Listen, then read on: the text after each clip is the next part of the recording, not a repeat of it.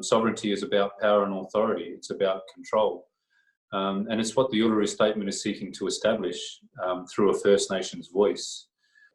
And so I'm not just talking about this broad idea, right? You know, the Uluru Statement, we've actually done the hard work to propose something very specific. We're not saying we want a treaty and we don't know what's in it and we think it might take 20 years. We're saying this is how we can empower ourselves to do treaties in a better way. This is how we can use the truth. And this is how we can have political power to address the justice system and all that. And what it requires is the first step is to fight for a constitutionally enshrined voice.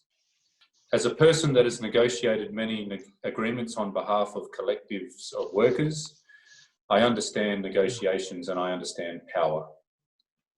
And the reason why treaty does not need to come first, and I'm not saying that it can't come first, I'm saying the reason why it doesn't need to come before a national political power is that, firstly, I don't go into a workplace and say to unorganised workers, all you need is an agreement and that's going to solve all your problems.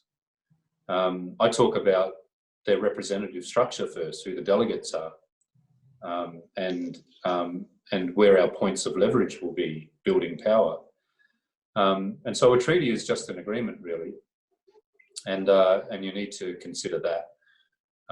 In the absence of a representative body, treaty making will be weak, especially in a federal system. So this is the other point. The treaties are already happening today. So, you know, treaty now, well, happy days, treaties are starting to happen. Victoria for over 4 years now.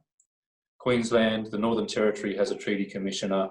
WA, anywhere there's a Labor government, actually, they're starting to announce they'll enter treaty processes.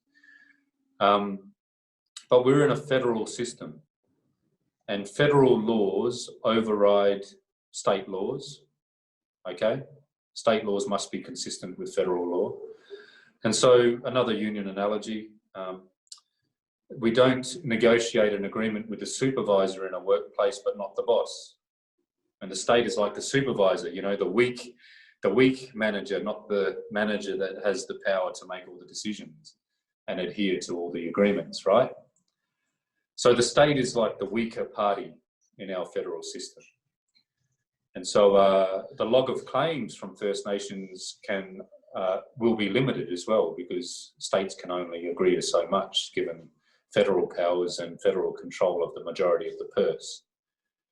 And so that's an important thing to consider about treaty. I think it's a ridiculous notion to say that treaty must come first before you build a representative body. The other thing is that treaties internationally, we know that they're breached, okay? We know that they are undermined.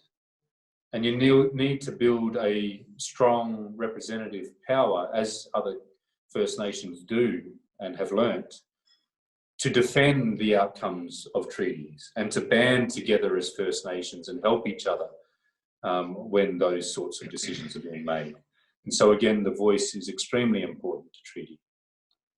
I saw it mentioned there that the Yolngu people want treaty. Yes, they do, as do my people, as do many of the First Nations, as you saw in that table.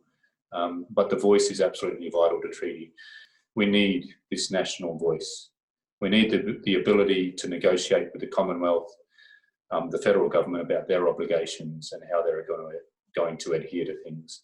And we need to balance that power as much as we can. And a collective voice will do that.